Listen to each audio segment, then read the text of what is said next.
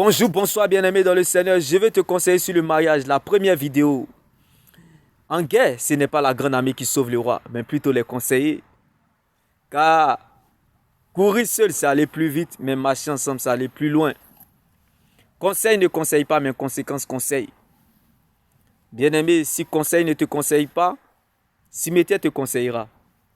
Car bien-aimé, le mot mariage est composé de deux sous-groupes. Mari qui signifie responsabilité, âge qui signifie maturité. Donc le mariage n'appartient pas aux enfants, mais plutôt aux gens matures et responsables. Alors, si tu n'es pas mature et responsable, passe ton chemin. Car la Bible pouvait nous le dire, heureux l'homme qui cherche la présence de Dieu malgré les difficultés. Certes, tu as perdu la bataille, mais non le combat. On peut te dire que tu es un homme sans femme, mais on ne peut pas te dire que tu es un homme sans Dieu. On peut te dire que tu es une femme sans homme, mais on ne peut pas te dire que tu es une femme sans Dieu. C'est ça qui est la vérité. Le cheminement, c'est pour les garçons et les filles.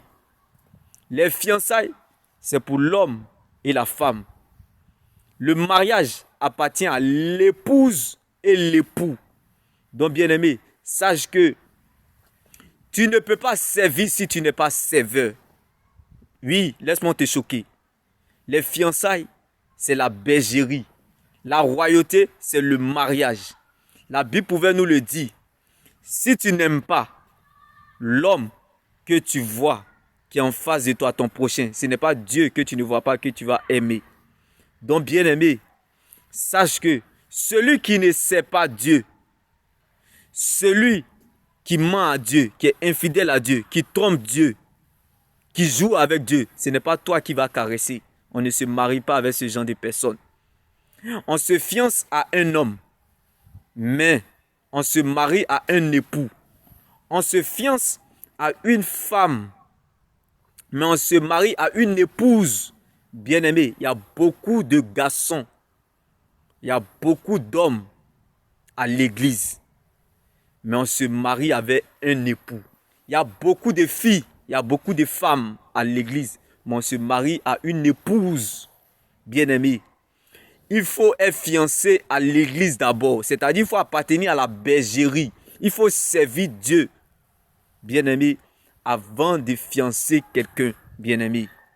Il faut se marier à Jésus d'abord, avoir une alliance avec Dieu d'abord avant de se marier, bien aimé.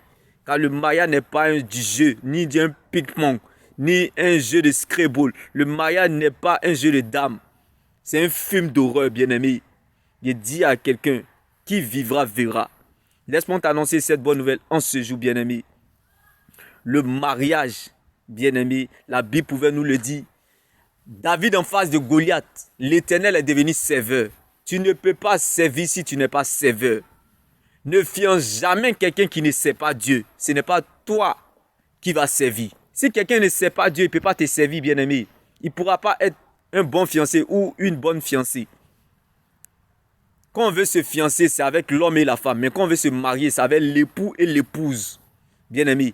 Car il n'y a pas de royauté sans bergerie. Donc ça veut dire que quoi? Il n'y a pas de mariage sans fiançailles. On se fiance à l'église. Il faut t'assurer que ton partenaire sert Jésus.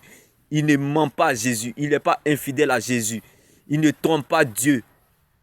Car s'il trompe Dieu, il ment Dieu. Il est infidèle à Dieu. Il ne sert pas Dieu. Ce n'est pas toi qui vas servir. Car on ne peut pas servir si on n'est pas serveur. Laisse-moi t'annoncer cette bonne nouvelle en ce jour.